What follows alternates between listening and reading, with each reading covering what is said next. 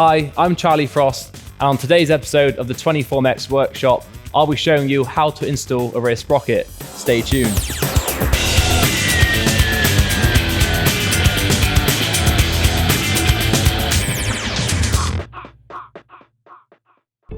Changing the rear sprocket is very important because it can lead to future damage, and also when your rear sprocket starts to hook on the teeth, that is a very good sign of when to change it.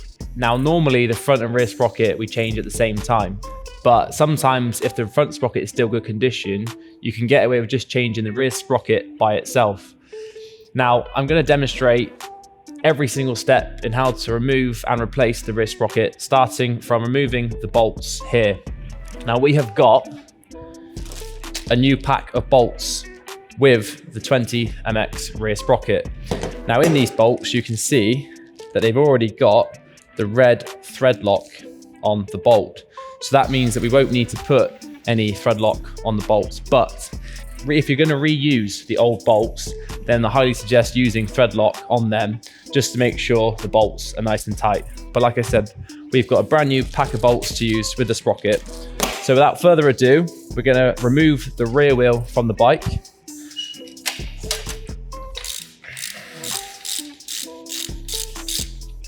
So not forgetting as well, when removing the rear wheel, we push against the caliper, meaning the pads will open up. You can do it with your hand, but I use my knee. So pulling against the rear wheel, push your knee into the caliper, which then opens up the rear pads like so, meaning when we put the back wheel back into it, it makes life a lot easier trying to get the disc in between the pads.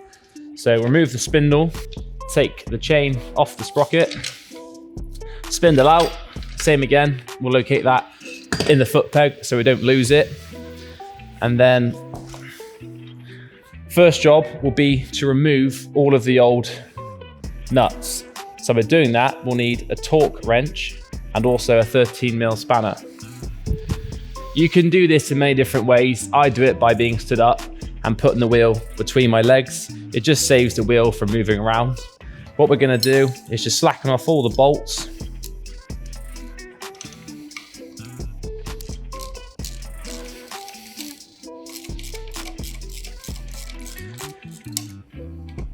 As you can see, these bolts already have thread lock on them.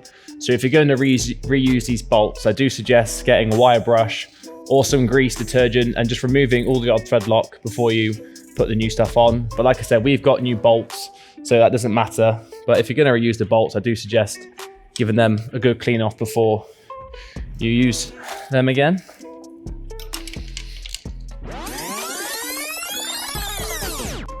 So, as you can see, this old sprocket isn't too bad, but you will tend to see on the old sprockets, normally, if the teeth are starting to hook, that's a good sign of that they're starting to wear, which would then recommend needing a new sprocket. But this one isn't too bad, but just to show you that the teeth are still pretty straight. So we'll leave that one there for now. We'll leave all the old bolts with the sprocket, because like I said, we've got new bolts to go on. So the next job is reinstating the new sprocket. Now I normally just give a little clean around the old holes, getting rid of all the old thread lock that may be stuck in there, just to give it a nice easy passage for the new bolts. Pretty simple. Get a bit of cloth, bit of rag, give it a nice clean out. You can spray some detergent or some spray grease in there just to give it a clear out, but as long as it's nice and clean. Then very straightforward, new 20MX sprocket to go on. Just making sure that all the holes line up like so. And it sits on there pretty firmly, so we can leave it like that. And then same again with the new bolts. Just to show you what we've got. So these do actually supply washers as well. So they'll go on top of the nut. And then the bolts, like I said, as you can see, they've got the thread lock already built in. So it saves us having to put our own stuff on. So pretty straightforward. Get your washer and your nut. I tend to normally put the nut into the spanner and hold it on the back. But because we've got the washer as well, we'll have to hold it with our hands. But nice and easy, one bolt at a time, like so. Now these bolts have actually got a different head. They've actually got an Allen key shaped head to them, so we'll have to change our tool. Makes no difference. I mean, obviously you can see the comparison between the two. Different shaped heads, different tools needed. My personal favorite, I do prefer using the Torque heads because the Allen keys, sometimes it's hard to get the Allen key in and out, or sometimes it gets stuck, or sometimes you can actually round the heads off. So I do prefer using these bolts, but in this scenario, we're going to use the Allen key bolts provided, plus having a built-in thread lock does make life a lot easier.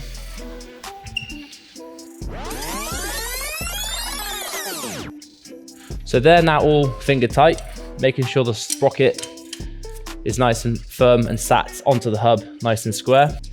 Now when doing the bolts up, I work in a diagonal direction.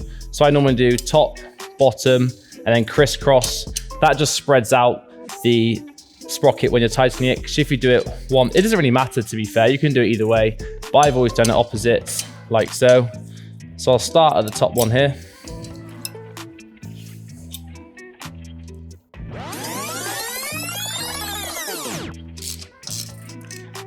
So now that they're all fairly tight, what I'll do is I'll go around each individual bolt and just double check that they're tight. And then that's pretty straightforward, that the sprocket is then in place and nice and secure. So starting from the top, I will take the extension bar off because it's a lot easier. You've got a lot more purchase with a shorter socket, so it's a lot easier to tighten it. So one by one, just make sure they're nice and tight. So now that the new sprocket is fitted, we have actually gone up a tooth. So the original sprocket was a 50 tooth. We've now gone up to a 51 tooth, which means when reinserting the rear wheel, we'll have to move the adjusters forward to allow the wheel to fit into place. So what I'll do first is I'll just slacken off the adjusters this side and that side, meaning when I put the spindle into place, that the spindle can go in nice and freely. First off, we'll slacken off the 13mm tensioning nuts. And then we'll just wind that back in a bit. Then using a 10mm, we're just gonna push the adjuster back in, like so, to give ourselves space for the spindle to go back in properly. Because we've gone up a tooth on the sprocket, that means now that the wheel will be sat further back. So we need to now adjust the adjuster in, meaning that we can slot the spindle in with no hassle. I mean, because it's finger tight, I can obviously do it like so. And then we'll do the same again with the other adjuster this side.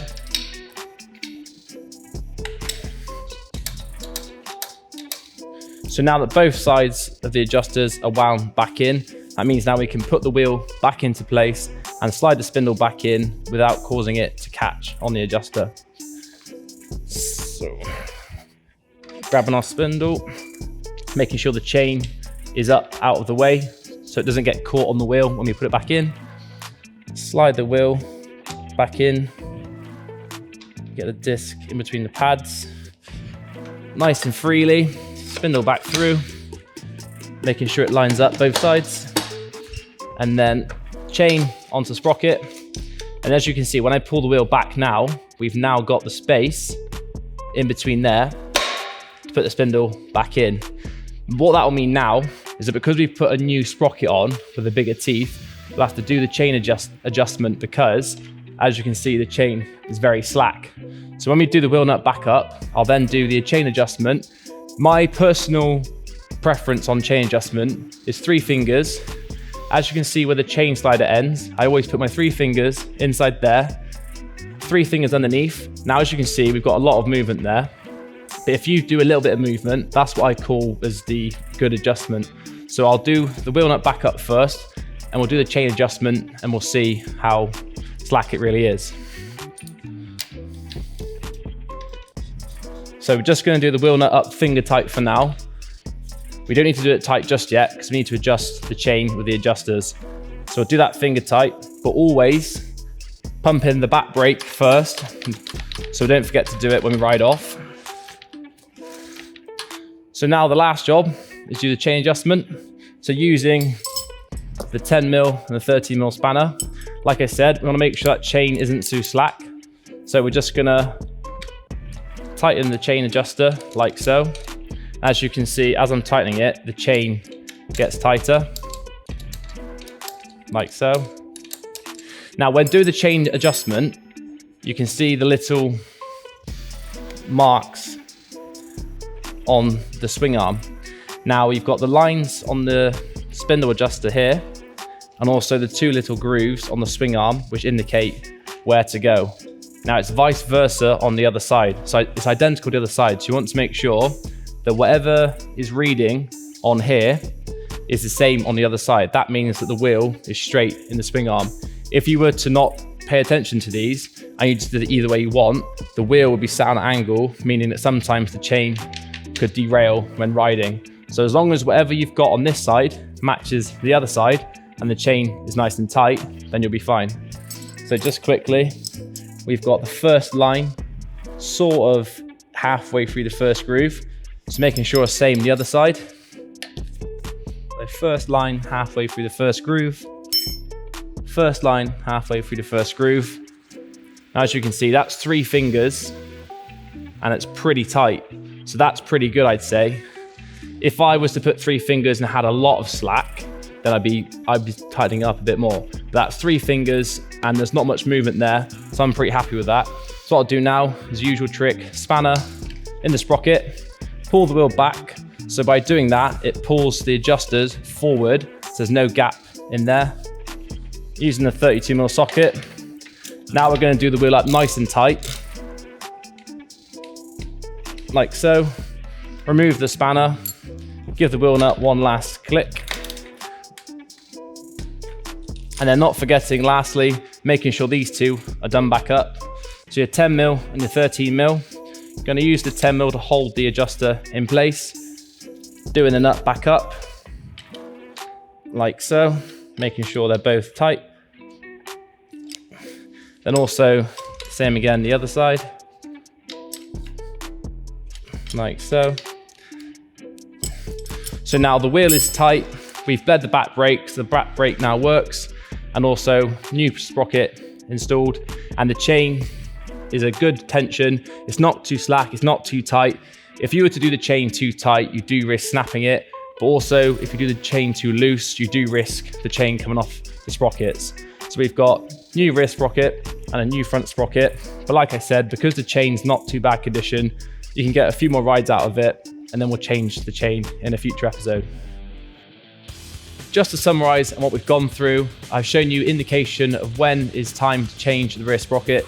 Now, as you can see, these teeth aren't too bad, but when they start to hook, that is a good sign of when to remove and replace your rear sprocket. So as you can see, we've got the nice new 20MX rear sprocket installed on the bike, which can be found on the 24MX website. I've gone through a few little tips and tricks, showing you when to change and adjust the chain, seeing when is a nice adjustment for it. I hope you enjoyed the video, and I'll see you on the next one.